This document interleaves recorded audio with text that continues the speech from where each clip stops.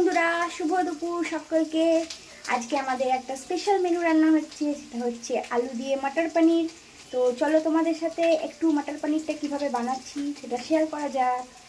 তো এইখানে প্রথমেই আমি এইখানে কিছু মশলা করার জন্য এটা রেডি করেছি। কাঁচা লঙ্কা একটা দিয়েছি, বেশি ঝাল দিলে আমার বাচ্চা খেতে পারবে না। আর এখানে এই যে টমেটো আর আদা আর হচ্ছে কাজু বাদাম, এগুলো ফার্স্ট আমি ভেজে নিয়েছিলাম একটু তেলের মধ্যে।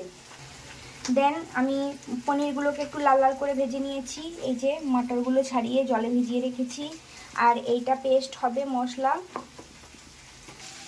আলুটা একটু তেলে নেড়ে নিচ্ছি, এটা আমি সেদ্ধ করে নিয়েছি, তা একটু তেলে নেড়ে নিচ্ছি, এতে টেস্টটা ভালো হয়। তো দেখো বন্ধুরা, আমার এখানে ফোড়নের জন্য আমি ইউজ করছি এলাচ থেতো করে নিয়েছি, দারচিনি থেতো করে নিয়েছি, জিরে গোটা আর হচ্ছে একটা তেজপাতা। আমি এগুলো সব ফোড়নে দেবো। এদিকে পেস্টের মশলাটা ঠান্ডা হয়ে যাওয়ার পর আমি সুন্দর করে টমেটো পেস্টটা করে নিয়েছি। আর এই যে আলুগুলো ভেজে তুলে নিয়েছি। এবার রান্নাটা করে তোমাদের দেখাচ্ছি। তো ফোড়নে মশলাটা দেওয়ার পর এই যে আমি মিক্সিতে একটু জল রেখে দিয়েছি, এই জলটা আমি ইউজ করব কষানোর জন্য। আর এই যেখানে গুঁড়ো মশলা আছে, হলুদ গুঁড়ো, কাশ্মীরি লঙ্কার গুঁড়ো, ধনে গুঁড়ো, জিরে গুঁড়ো, আমি এগুলো সব একসাথে দিয়ে দেবো। এবারে এগুলো দিয়ে আমি ভালো করে মিশিয়ে নেবো রান্নাটা। এরপরে আমি ইউজ করব টক দই।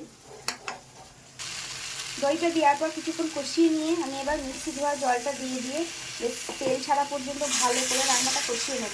এরপর আমি মটরশুঁটিগুলো অ্যাড করব। সবগুলো এখানে ইউজ করব না, অর্ধেকটা ইউজ করব।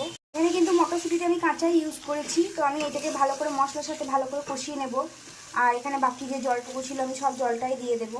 দিয়ে আমি এটাকে লো ফ্লেমে মিনিট 10-15 ঢাকা দিয়ে কষতে দেবো। আমার তেল ছেড়ে দিয়েছে মটরশুঁটি আর মশলাটা। এরপর আমি ভাজা পনির আর আলুগুলো এর মধ্যে অ্যাড করে দেবো। সব একসাথে অ্যাড করে দিলাম। মশলার সাথে আমি ভালো করে আলুটা আর পনির ভাজাটা মিশিয়ে নিয়েছি। এবার এর মধ্যে আমি গরম জল অ্যাড করব গ্রেভির জন্য। গরম জলটা আমি একটু মাখো মাখো তরকারিটা রাখবো বলে অল্প পরিমাণে দিয়েছি। এবার এর মধ্যে নুন মিষ্টিটা অ্যাড করে দেবো। এই যে স্বাদ অনুসারে নুন দিয়ে দিচ্ছি। এবার এর মধ্যে আমি চিনিটা অ্যাড করছি। যেহেতু নিরামিষ পনিরের তরকারি, তাই এটা একটু মিষ্টি মিষ্টি খেতে ভালো লাগে। আর আমাদের বাড়িতে সবাই একটু মিষ্টি মিষ্টি পছন্দ করে। তো সেই কারণে আমি এখানে একটু মিষ্টির পরিমাণটা বেশি দিলাম। তো এইভাবে আমি মিশিয়ে নেব রান্নাটা। সব কিছু দেওয়ার পর শেষে আমি একটু গরম মশলা গুঁড়ো ছড়িয়ে দেবো আর দেবো একটু কসুরি মেথি। এতে কিন্তু টেস্টটা খুব সুন্দর হবে। আর এইটা দিয়ে আমি এটা মিনিট 5 রেস্টিং টাইমে ঢাকা দিয়ে দেবো, তারপর সার্ভ করব। তো এই যে অল্প সামান্য পরিমাণে একটু মেথি দিয়ে দিলাম, কসুরি মেথি। এটা অপশনাল, যারা খেতে ভালো না বাসো মেথি তারা নাও দিতে পারো। তো আমি এইটা দিয়ে ভালো করে একটু মিশিয়ে নিচ্ছি রান্নাটা। এরপর আমি ঢাকা দিয়ে মিনিট 5 লো ফ্লেমে হতে দেবো।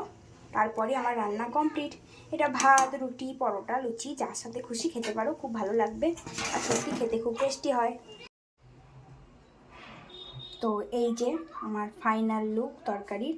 আর সত্যি তরকারিটা খেতে বেশ ভালো হয়েছে। বন্ধুরা, আজকের রেসিপিটা কেমন লাগলো অবশ্যই তোমরা লাইক কমেন্টের মাধ্যমে জানাবে, ভালো লাগলে শেয়ার করে দেবে। তো টাটা, আবার দেখা হচ্ছে নেক্সট আর একটা রেসিপি ভিডিও নিয়ে। বাই।